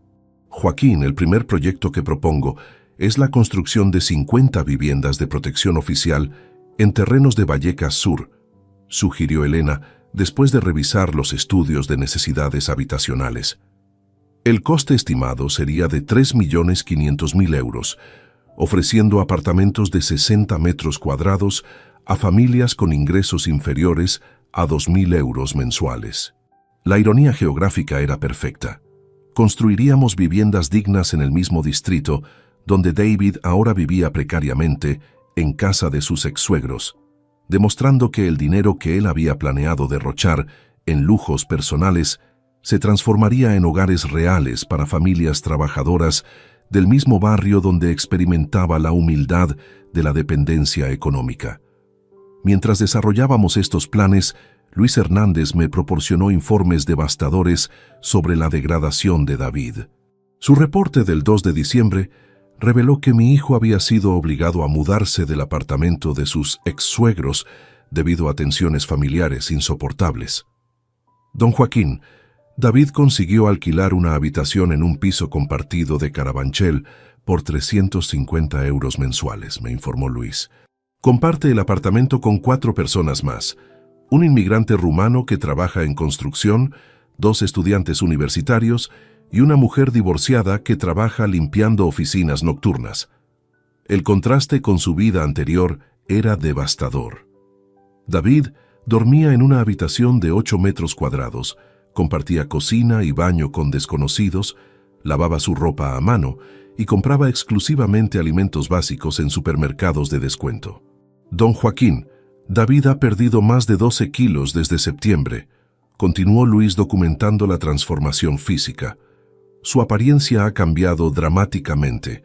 Lleva la misma ropa durante días consecutivos, camina como alguien derrotado y evita el contacto visual con personas que podrían reconocerlo. Lo más revelador era la información sobre su desempeño laboral en Almacenes Martínez. Tomás Ruiz, su supervisor, había expresado dudas sobre la capacidad de David para adaptarse al trabajo físico. El muchacho se esfuerza, pero está claro que nunca había trabajado realmente, había comentado Tomás. Se cansa rápidamente cargando materiales, se confunde con precios, y algunos clientes se quejan de que parece perdido con preguntas técnicas básicas. El 15 de diciembre, mientras supervisaba la selección de terrenos para nuestro primer proyecto habitacional, recibí una llamada inesperada de Fernando Jiménez, el padre de Cristina. Su voz mostraba vergüenza y preocupación genuina. Señor Morales, David vino anoche a nuestra casa para traernos una carta que Cristina le había enviado desde Barcelona, me dijo con honestidad. La carta revelaba que Cristina había encontrado trabajo como azafata de eventos y había iniciado una relación con el gerente de esa compañía, un hombre divorciado con recursos económicos considerables. Mi hija le escribió a David que había encontrado finalmente a alguien que podía ofrecerle la vida que merecía y que no regresaría jamás a Madrid, me explicó Fernando con tristeza. David se quedó llorando en nuestra cocina durante 2 horas. Repetía que había perdido todo por un momento de orgullo estúpido. Fernando, lamento que Cristina haya tomado esa decisión, pero David tendrá que aprender a reconstruir su vida independientemente. Le respondí con comprensión hacia un padre sin culpa de los errores de su hija. El 20 de diciembre, Luis me proporcionó el reporte más devastador.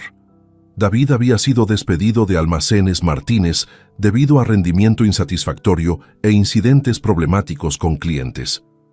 Don Joaquín, el incidente final ocurrió cuando David intentó vender materiales caros a un cliente que necesitaba opciones económicas, me detalló Luis. El cliente, un albañil autónomo, se quejó porque David había insistido en productos premium cuando había pedido específicamente materiales básicos para una reforma pequeña. Tomás Ruiz había explicado con claridad. David no comprende a nuestros clientes porque nunca ha vivido con limitaciones económicas reales. Eso demuestra desconexión completa con la realidad de la gente trabajadora. El despido ocurrió el 18 de diciembre, dejando a David sin ingresos días antes de Navidad. Su situación económica era desesperante. 350 euros de alquiler mensual, gastos básicos y ninguna perspectiva laboral en un sector donde su reputación estaba destruida. El 21 de diciembre, David hizo su último intento desesperado. Apareció sin aviso en mi apartamento, tocando el timbre insistentemente durante más de 20 minutos. Encontré a un hombre irreconocible, delgado, mal vestido, con barba de varios días y expresión de desesperación absoluta.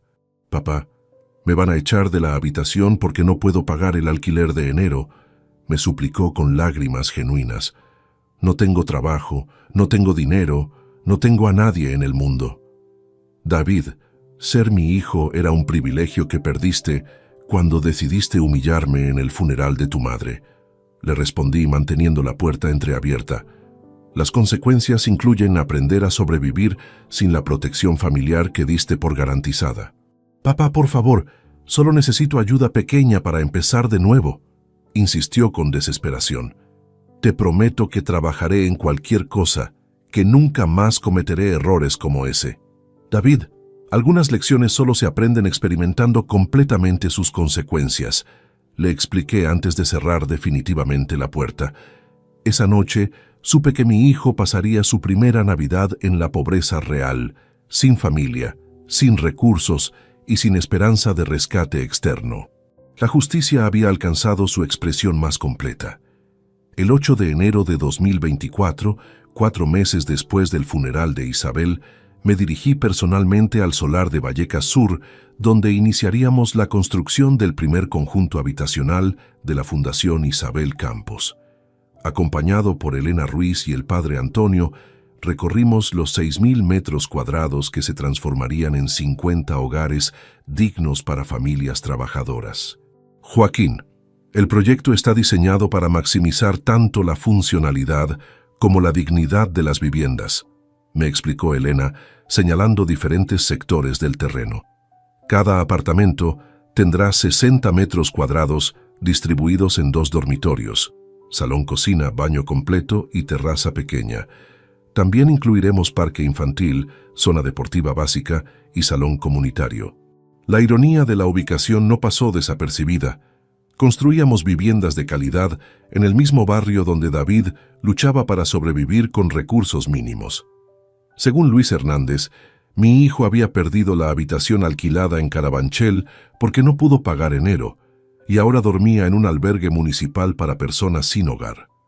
«Padre Antonio, me gustaría que supervisara personalmente el proceso de selección de familias beneficiarias», le solicité. «Su experiencia de 2 décadas trabajando con familias necesitadas garantizará que las viviendas lleguen realmente a quienes más las necesitan».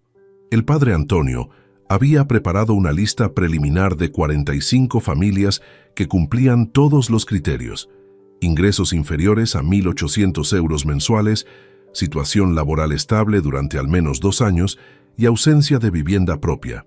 Entre las preseleccionadas había casos conmovedores. María Carmen Vega, enfermera auxiliar viuda con 2 hijos, que pagaba 700 euros por un apartamento deteriorado de 40 metros cuadrados. José Luis Hernández, mecánico que vivía con su esposa embarazada en casa de sus padres. Patricia Moreno, profesora divorciada que compartía piso con otras 3 mujeres. Estas personas trabajan honradamente todos los días, pero el mercado inmobiliario madrileño ha hecho imposible que accedan a vivienda digna, continuó el padre Antonio, mientras yo reflexionaba sobre el contraste entre estas familias esforzadas y la vida parasitaria que David había llevado durante años. El 15 de enero, mientras supervisaba trámites municipales para licencias de construcción, recibí una llamada de Amparo Jiménez, hermana menor de Cristina, quien trabajaba como administrativa en una gestoría de Móstoles. Su voz mostraba turbación evidente. «Señor Morales, David vino a buscarme al trabajo porque sabía que salgo tarde y no habría otras personas presentes», me dijo con cautela. Amparo relató un encuentro perturbador. David había esperado 2 horas con apariencia descuidada de alguien que había perdido control de su situación personal. David me suplicó que intercediera ante usted, continuó con incomodidad. Me dijo que llevaba 3 semanas durmiendo en albergues municipales y que no conseguía trabajo porque su reputación está completamente destruida. Pero lo más revelador había sido la confesión completa sobre los planes secretos desarrollados con Cristina. David me contó todo, cómo habían planeado vender las empresas familiares después de heredarlas, cómo Cristina lo había presionado constantemente para conseguir más dinero, y cómo habían calculado que podrían vivir lujosamente sin trabajar gracias al patrimonio que usted había construido. Amparo, agradezco que me informe, pero la situación de David no va a cambiar, le respondí con firmeza definitiva. Las confesiones tardías no eliminan las consecuencias de años de traición planificada. David también me dijo algo que me impactó mucho, continuó Amparo con voz temblorosa. Me confesó que durante los meses de enfermedad de doña Isabel, él y mi hermana llegaron a decir entre ellos que ojalá se muriera pronto para poder empezar su nueva vida. Cuando me lo contó, estaba llorando y repetía que nunca había imaginado lo terrible que sonaba hasta que la perdió realmente. Esa revelación confirmó la magnitud de la degradación moral que David había alcanzado. Haber deseado activamente la muerte de Isabel para acelerar planes económicos trascendía cualquier posibilidad de comprensión paternal. El 20 de enero, Luis me proporcionó una actualización devastadora. David ha sido expulsado del albergue municipal por una pelea con otro residente. Aparentemente le habían robado los pocos efectos personales que conservaba y reaccionó violentamente. La transformación de ejecutivo privilegiado a indigente agresivo se había completado en 4 meses. David está durmiendo literalmente en la calle, en el Parque del Retiro durante noches templadas y en estaciones de metro cuando hace frío extremo, continuó Luis. Su aspecto físico es irreconocible, ha perdido más de 20 kilos, lleva la misma ropa durante semanas y presenta signos evidentes de desnutrición. Más inquietante era que David había desarrollado comportamientos erráticos indicando posible colapso psicológico. Varios testigos lo han visto hablando solo en parques públicos, discutiendo en voz alta con personas imaginarias y mostrando signos de confusión mental, me detalló Luis con preocupación. La transición de una vida completamente protegida a indigencia absoluta en tan poco tiempo puede provocar trastornos psicológicos graves. El 25 de enero, mientras revisaba contratos con la empresa constructora que ejecutaría nuestro proyecto, reflexioné sobre la distancia moral abismal entre el destino del patrimonio familiar y la situación de quien había esperado heredarlo. Los recursos que David había planeado derrochar en lujos se estaban convirtiendo en cimientos reales para 50 familias trabajadoras. La construcción del conjunto habitacional Isabel Campos I comenzó oficialmente el 30 de enero, con ceremonia simbólica donde el padre Antonio bendijo los terrenos y Elena explicó a las familias beneficiarias los detalles del proyecto. Entre los asistentes reconocí rostros que reflejaban esperanza genuina, padres trabajadores que finalmente tendrían hogar propio, mujeres solteras que lograrían independencia habitacional después de años de precariedad. Joaquín, esta fundación transformará realmente la vida de estas familias, me comentó el padre Antonio, observando cómo los obreros iniciaban trabajos de cimentación. El contraste con las intenciones originales de David demuestra cómo el mismo dinero puede construir esperanza o alimentar egoísmo, dependiendo de los valores de quien lo administra. Esa tarde, regresando a mi apartamento, pasé cerca del Parque del Retiro y vi una figura harapienta durmiendo en un banco público. Durante unos segundos pensé que podría ser David, pero decidí no acercarme a verificarlo. Algunas lecciones requieren experimentarse completamente sin interrupciones externas. Mi hijo había elegido su camino el día que decidió humillarme en el funeral de Isabel.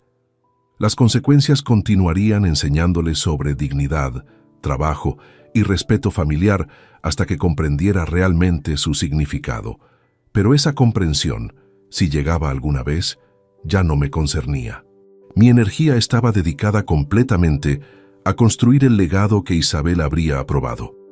Hogares dignos para personas que valoraran genuinamente la oportunidad de tener una familia y un futuro estable. El 15 de marzo de 2024, 6 meses después del funeral de Isabel, recibí una llamada del doctor Manuel Ruiz Castillo, director del Hospital Clínico San Carlos, sobre una situación médica que requería mi atención como familiar más próximo. Señor Morales, su hijo David fue ingresado ayer en urgencias en estado crítico. Me informó con seriedad profesional. Presenta desnutrición severa, hipotermia y signos evidentes de deterioro psicológico asociado a privación prolongada. Necesitamos hablar sobre las decisiones médicas que debemos tomar. Durante el trayecto al hospital, reflexioné sobre la ironía. Mientras yo construía viviendas dignas para familias trabajadoras, mi propio hijo había llegado al extremo de requerir atención médica de emergencia por indigencia absoluta.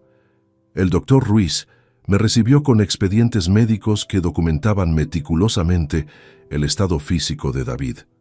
Su hijo ha perdido 32 kilos desde septiembre pasado, me explicó, revisando radiografías y análisis clínicos. Su peso actual es de 58 kilos, lo cual constituye desnutrición severa. También presenta síntomas de depresión mayor, episodios de desorientación temporal y comportamientos autodestructivos. Las fotografías médicas mostraban una transformación impactante. David había envejecido décadas en pocos meses, con cabello completamente gris, piel cetrina, extremidades esqueléticas y expresión vacía que sugería colapso psicológico completo. «Doctor, ¿cuál es el pronóstico médico?», le pregunté intentando procesar emocionalmente las imágenes de mi hijo convertido en indigente desnutrido. Con tratamiento adecuado y rehabilitación nutricional supervisada, David puede recuperarse físicamente en 3 a 6 meses, me respondió con cautela. Sin embargo, su estado psicológico requiere intervención psiquiátrica especializada. Ha desarrollado síndrome de desadaptación social aguda, incapacidad para funcionar en sociedad después de experimentar pérdida traumática de estatus y recursos. La realidad médica confirmaba que mi estrategia había funcionado más allá de mis expectativas. David no solo había perdido privilegios económicos y sociales, sino que había experimentado destrucción psicológica tan completa que requería reconstrucción profesional de su personalidad básica.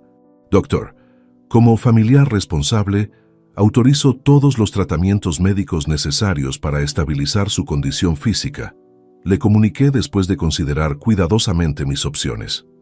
Sin embargo, una vez médicamente estable, David deberá continuar su rehabilitación de forma independiente. No asistiré económicamente ni emocionalmente a su recuperación personal. El doctor mostró sorpresa ante mi posición aparentemente inflexible. ¿Está seguro de que no desea involucrarse en el proceso de rehabilitación? Su apoyo familiar podría ser determinante para una recuperación exitosa. Doctor, David llegó a esta situación mediante decisiones conscientes que demostraron desprecio absoluto hacia los vínculos familiares. Le expliqué con serenidad. Su rehabilitación debe ser resultado de su propio esfuerzo, no de recursos externos que no ha ganado mediante comportamiento digno. El 20 de marzo, mientras David permanecía hospitalizado recibiendo alimentación intravenosa y tratamiento psiquiátrico básico, yo presidí la ceremonia de colocación de la primera piedra del conjunto habitacional Isabel Campos I. Las 50 familias beneficiarias asistieron con sus hijos, creando una atmósfera de celebración auténtica que contrastaba dramáticamente con la tragedia personal que se desarrollaba simultáneamente en el hospital. Joaquín, este proyecto representa esperanza concreta para personas que trabajan honradamente, pero no pueden acceder a vivienda digna por limitaciones económicas, me comentó Elena Ruiz, observando cómo los niños jugaban alrededor de la maquinaria de construcción. Entre las familias presentes, reconocí historias de superación conmovedoras. Carmen Vega había traído flores silvestres para honrar la memoria de Isabel. José Luis Hernández Había llegado directamente desde su trabajo con el uniforme manchado de grasa, pero con sonrisa que reflejaba gratitud genuina. Patricia Moreno sostenía de la mano a su hija mientras le explicaba que pronto tendrían una casa solo para nosotras. Padre Antonio, estas familias comprenden el valor real de tener un hogar porque han luchado por conseguirlo mediante trabajo honrado, le comenté mientras bendecía simbólicamente los cimientos. Su gratitud auténtica contrasta completamente con la mentalidad parasitaria de quienes esperan heredar privilegios sin ganárselos. El 25 de marzo recibí la llamada esperada. El doctor Ruiz me informó que David había sido dado de alta médica después de estabilizar su condición física básica, pero había rechazado continuar el tratamiento psiquiátrico recomendado y había abandonado el hospital contra consejo médico. David preguntó específicamente si usted había autorizado apoyo económico para su rehabilitación social, me informó el doctor con preocupación. Cuando le confirmé que había rechazado involucrarse en su recuperación personal, tuvo una crisis emocional severa y decidió marcharse inmediatamente. Luis Hernández me contactó para informarme que David había sido visto nuevamente en las calles del centro de Madrid, pero ahora con apariencia y comportamiento que sugerían deterioro psicológico irreversible. David está hablando constantemente consigo mismo, gritando ocasionalmente el nombre de su madre y mostrando agresividad hacia personas que intentan ayudarlo. El 1 de abril, exactamente 6 meses y una semana después del funeral de Isabel, tomé la decisión final que cerraría definitivamente cualquier posibilidad de reconciliación futura. Contacté a Miguel Ortega para modificar mi testamento, eliminando completamente cualquier referencia a David como heredero potencial. Miguel, quiero que quede establecido legalmente que David Morales Campos no tiene derecho a reclamar herencia alguna de mi patrimonio personal. Le instruí firmando documentos notariales que garantizarían la continuidad perpetua de la fundación. La modificación testamentaria incluía una cláusula explicativa. Mi hijo David demostró desprecio absoluto hacia los vínculos familiares al humillarme públicamente en el funeral de su madre, planificar secretamente la liquidación del patrimonio familiar y tratar con crueldad a Isabel durante su enfermedad terminal. Estas acciones trascienden la posibilidad del perdón y justifican su exclusión permanente de cualquier beneficio patrimonial.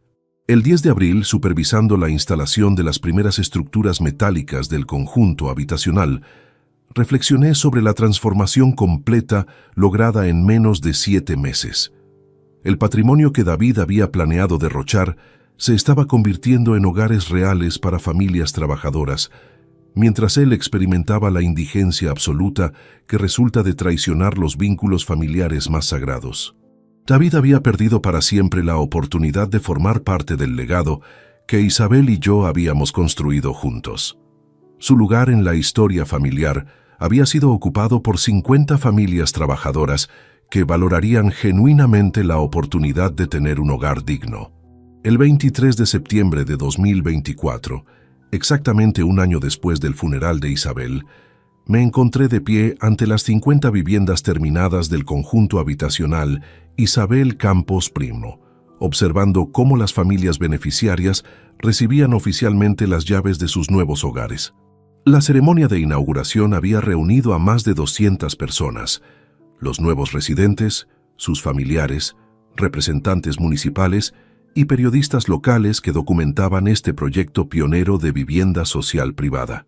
Señor Morales, en nombre de todas las familias que hoy reciben una nueva oportunidad de vida, queremos expresarle nuestra gratitud infinita, declaró María Carmen Vega, la enfermera viuda que había sido elegida como representante de los beneficiarios. Usted ha transformado nuestros sueños en realidad concreta, demostrando que existe gente dispuesta a compartir su fortuna con quienes realmente la necesitan. Mientras escuchaba las palabras de agradecimiento y observaba cómo los niños corrían alegremente por los jardines comunitarios que rodeaban sus nuevas viviendas, experimenté una sensación de plenitud que había eludido mi existencia durante décadas. Este conjunto habitacional representaba el verdadero legado que Isabel habría deseado, familias trabajadoras construyendo futuros dignos en hogares seguros y acogedores. El padre Antonio se acercó para compartir una reflexión que resumía perfectamente el significado de lo que habíamos logrado. Joaquín, has conseguido algo extraordinario: transformar dolor personal en esperanza colectiva, me dijo mientras observábamos cómo José Luis Hernández, el mecánico, cargaba amorosamente a su bebé recién nacido en el umbral de su nueva vivienda. Isabel estaría profundamente orgullosa de ver cómo su memoria se convirtió en hogares reales para estas familias. Durante la ceremonia, varios periodistas me preguntaron sobre las motivaciones que habían inspirado la creación de la fundación. La verdadera riqueza no consiste en acumular patrimonio, sino en utilizarlo para generar oportunidades genuinas de progreso social. Respondí evitando deliberadamente mencionar las circunstancias familiares que habían precipitado mi decisión. Mi esposa Isabel siempre creyó que quienes han tenido éxito económico tienen la responsabilidad moral de compartir esa fortuna con personas que trabajan honradamente, pero enfrentan limitaciones estructurales. Esa tarde, caminando solo por las calles recién pavimentadas del conjunto habitacional, reflexioné sobre el contraste absoluto entre esta celebración de esperanza familiar y la situación de David, quien, según el último informe de Luis Hernández, continuaba viviendo en condiciones de indigencia extrema en diversos albergues municipales y refugios temporales de Madrid. El reporte más reciente documentaba que David había desarrollado síndrome de vagabundeo crónico, incapacidad psicológica para mantener residencia fija, rechazo sistemático a programas de reinserción laboral y comportamiento errático que dificultaba cualquier intento de rehabilitación social. Mi hijo se había convertido literalmente en un indigente profesional, dependiente completamente de la caridad institucional para sobrevivir día a día. Pero lo más revelador era que David había comenzado a desarrollar una narrativa delirante sobre su situación, culpando sistemáticamente a conspiraciones externas por su caída social, en lugar de reconocer las consecuencias directas de sus propias decisiones. Según testimonios de trabajadores sociales, repetía obsesivamente que fuerzas misteriosas habían destruido su vida profesional y que algún día recuperaría todo lo que le habían robado injustamente. El 5 de octubre, mientras revisaba los planos del segundo proyecto habitacional que iniciaríamos en primavera de 2025, recibí una llamada de la doctora Pilar Hernández Serrano, psiquiatra que había tratado brevemente a David durante su hospitalización en marzo. Señor Morales, contacto con usted porque David ha sido ingresado nuevamente en nuestro servicio, esta vez por un episodio psicótico agudo que requiere medicación antipsicótica intensiva, me informó con preocupación profesional.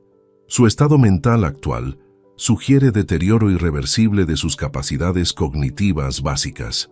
La doctora me explicó que David había sido encontrado en el Parque del Retiro, gritando incoherencias sobre recuperar su empresa y demostrar su inocencia ante tribunales imaginarios.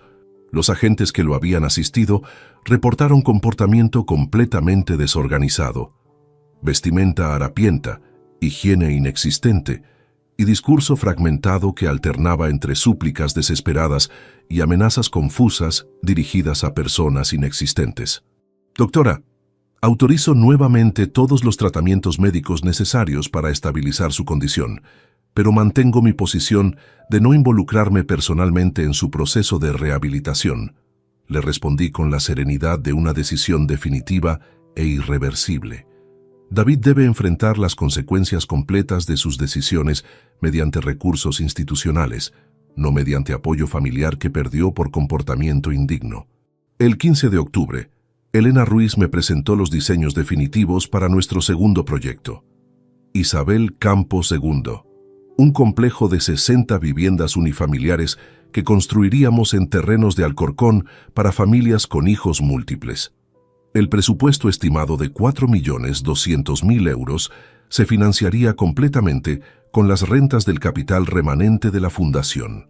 Joaquín, este segundo proyecto beneficiará específicamente a familias numerosas que enfrentan discriminación sistemática en el mercado de alquileres privados, me explicó Elena, revisando planos que mostraban viviendas de 80 metros cuadrados con 3 dormitorios, jardines individuales y espacios comunitarios diseñados para actividades infantiles. Durante esas semanas, experimenté una satisfacción profesional que había eludido mi existencia durante los últimos años de mi carrera empresarial tradicional. Construir viviendas para familias agradecidas proporcionaba un sentido de propósito que trascendía completamente la acumulación de riqueza personal que había caracterizado mis décadas anteriores. El 5 de noviembre, Luis me proporcionó lo que sería su último informe sobre David. Don Joaquín, debo comunicarle que David ha desaparecido completamente del sistema de asistencia social madrileño. Me informó con una mezcla de preocupación profesional y alivio personal. No ha utilizado servicios de albergues durante más de 3 semanas y no existen registros de su presencia en hospitales, centros de día o programas de reinserción. Luis, considero terminada oficialmente la investigación sobre David, le comuniqué con tranquilidad. Si mi atención está dedicada exclusivamente a los proyectos de la Fundación y al bienestar de las familias que se benefician de nuestros programas habitacionales.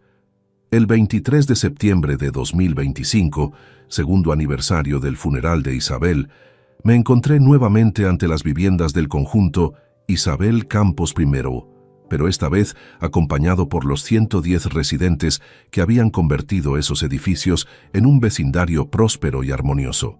Esa noche, cenando en el apartamento donde Isabel y yo habíamos compartido tantos años de felicidad auténtica, comprendí que había logrado algo extraordinario: transformar la traición más dolorosa de mi existencia en el legado más significativo que podría haber construido. Las 110 viviendas representaban hogares reales para familias que merecían genuinamente esas oportunidades. David había desaparecido de mi vida como había aparecido, como una lección sobre la importancia de construir vínculos familiares basados en respeto mutuo, trabajo honrado y valores auténticos. Su ausencia definitiva me había liberado para dedicar mis años restantes a propósitos que Isabel habría aprobado completamente. Mi vida había adquirido finalmente el significado que siempre había buscado. Si te gustó esta historia, dale like al video, suscríbete al canal y comparte tus impresiones en los comentarios. Para escuchar la próxima historia, haz clic en la caja de la izquierda. Gracias por vernos.